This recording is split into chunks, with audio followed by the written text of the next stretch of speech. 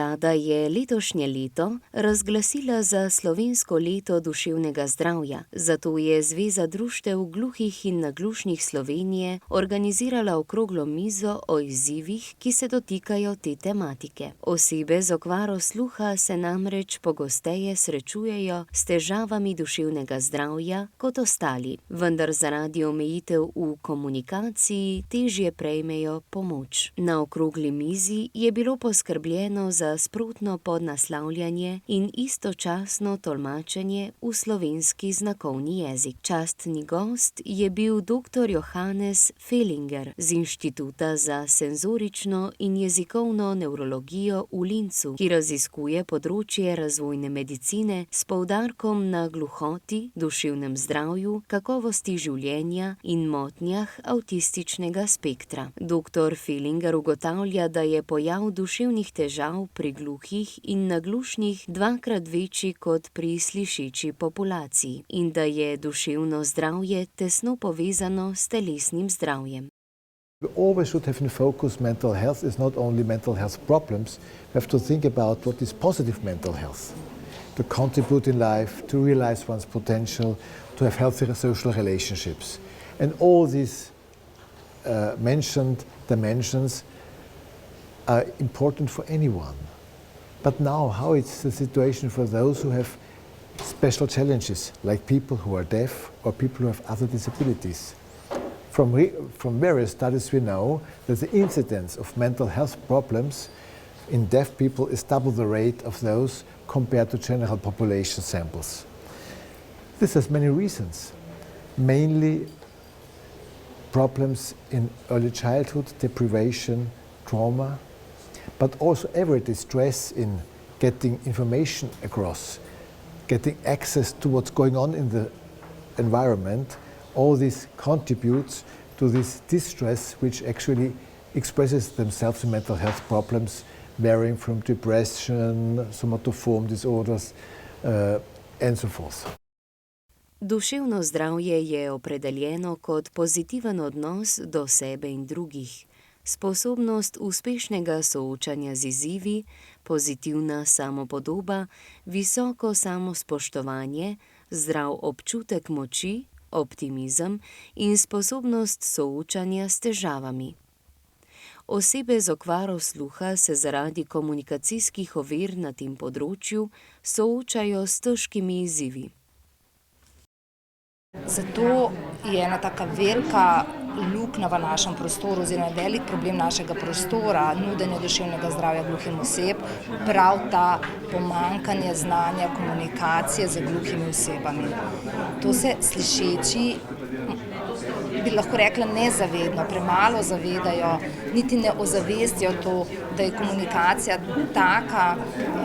taka škrbina med vzpostavljenim odnosom, da enostavno terapevtski odnos ne znese. Potrebno bi bilo v našem slovenskem prostoru dati pozornost na to, da ko gluha oseba išče pomoč, da se jo vpraša, katero komunikacijsko pot bo ona uporabila. Ne, da ni to na strani strokovnjaka, ki nekako zaukaže ali pa zapove, da je to recimo samo govor ali pisanje ali kričanje, ampak da se to gluho osebo vpraša, katera komunikacijska pot bo prava za njega, da bo lahko proces zdravljenja stekel.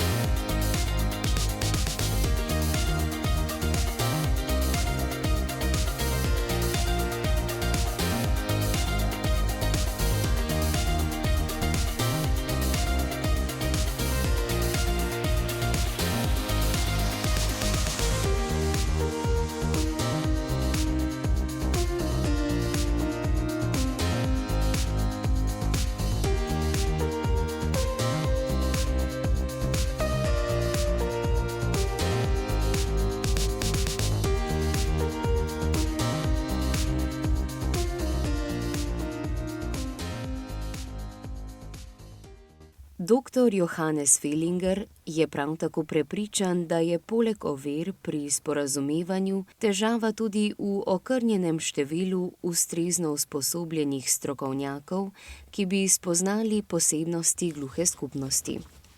We have to get specialists to serve deaf people who are signing, who are able to use all the technology, who have time to address the health needs deaf people share. On the other hand side, we also have to look how can a system of healthcare be generally more accessible and inclusive by having some knowledge about deafness, having interpreter services. So I think inclusive medicine comprises specialization to provide the optimum of healthcare and better accessibility in general.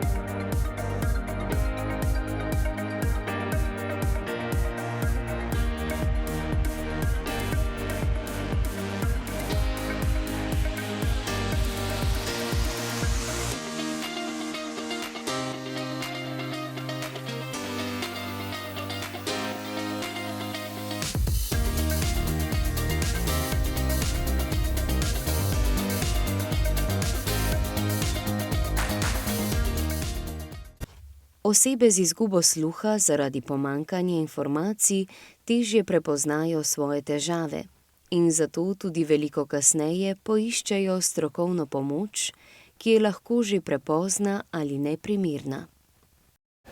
This is due to many factors. One factor is lack of knowledge, lack of options where to go to. Of course, stigma as well. Having a mental health issue is something you are ashamed of. So therefore I'm always going for health care, including mental health care, to avoid problems due to stigma. And the mixture of all of it, I think, is the main reason. Ko govorimo o gluhi skupnosti, se moramo zavedati, da gre za manjšino. Zato je nemogoče pričakovati, da bodo vsi zdravstveni strokovnjaki obvladovali znakovni jezik. Kljub temu so v nekaterih državah že našli dobre rešitve.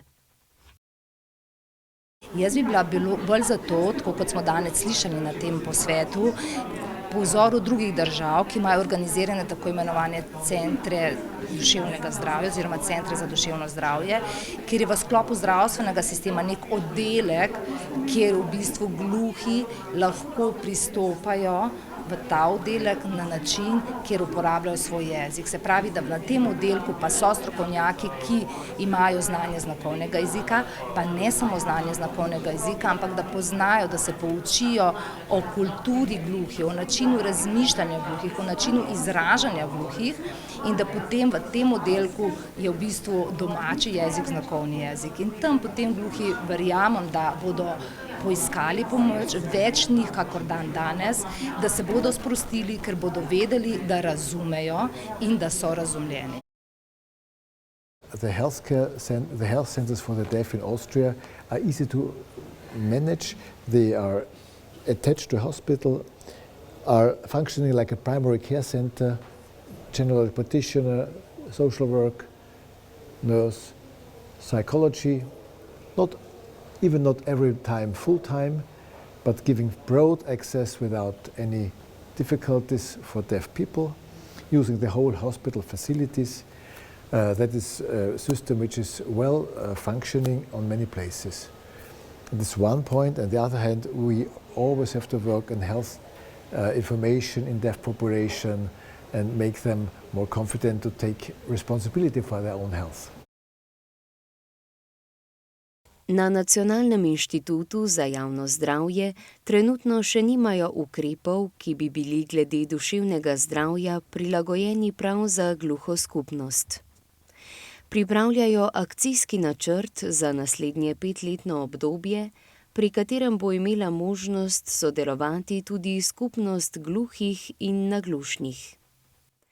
Moram pa reči, da ni to sodelovanje na ravni NIJZ samo od vrha navzdol, NIJZ in Zveza društev, ampak da v bistvu v samem procesu priprave teh načrtov mi neprestano zbiramo informacije preko naših regijskih območnih enot, skupnosti, v katerih so te območne enote prisotne, in vsemi najrazličnejšimi deležniki, ki v teh skupnostih delujejo. To so potem tudi lahko lokalna društva, ki posredujejo svoje pričakovanje, potrebe, želje, in tudi iz te smeri dobimo informacije o tem, kaj družba pričakuje od javnega zdravja pa duševnega zdravja v načrtu. V Sloveniji imamo od leta 2018 program Mira, ki ureja področje duševnega zdravja. V tem okviru je načrtovana vzpostavitev 50 središč na območju celotne Slovenije, v katerih bodo strokovnjaki vsem prebivalcem zagotavljali dostopnost do svetovalnih storitev. Potrebno pa bo še nekaj časa, preden bodo ta središča usposobljena tudi za gluhe in naglušne.